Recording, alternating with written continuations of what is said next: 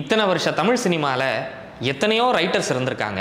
அதில் ரொம்ப முக்கியமான ஒருத்தர் ரைட்டர் சுஜாதா.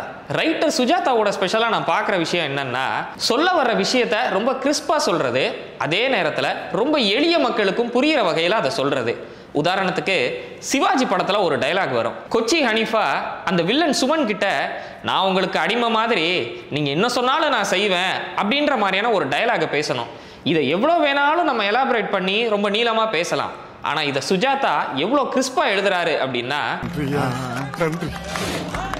நன்றிய வாயில காட்டாம செயல்ல காட்டுங்க. ஐயா, நீங்க ஆதிசேஷனா நான் அல்சேஷனுங்க.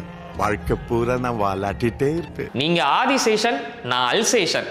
அதாவது நீங்க வளர்க்குற நாயினா அப்படின்றத இந்த அளவுக்கு எலாபரேட் பண்ணாம ஒரே வார்த்தையில இவ்வளவு கிறிஸ்பா சொல்றாரு. அதே மாதிரி இந்தியன் படத்துல ஒரு டயலாக். இந்தியன் 1 படத்தோட மெயின் கரு என்ன?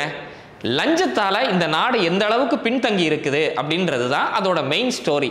அத சுஜாதா ஒரே டயலாக்ல சொல்றாரு. அங்கெல்லாம் கடமையை மீறதுக்கு தாண்டா லஞ்சம், இங்க கடமையை செய்யறதுக்கு லஞ்சம். மற்ற நாட்டுல எல்லாம் கடமையை மீறதுக்கு தான் லஞ்சம், ஆனா நம்ம நாட்டுல கடமையை செய்யறதுக்கே லஞ்சம். இப்படி ஒரு சிம்பிளான டயலாக் மூலமா அந்த 3 மணி நேர படத்தோடைய கதையவே சொல்றாரு இல்லையா? இதுதான் சுஜாதாவோட ஸ்பெஷல்.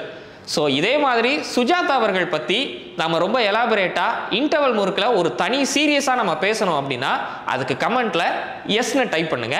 கண்டிப்பாக நம்ம அதை பற்றி பேசுகிறோம்.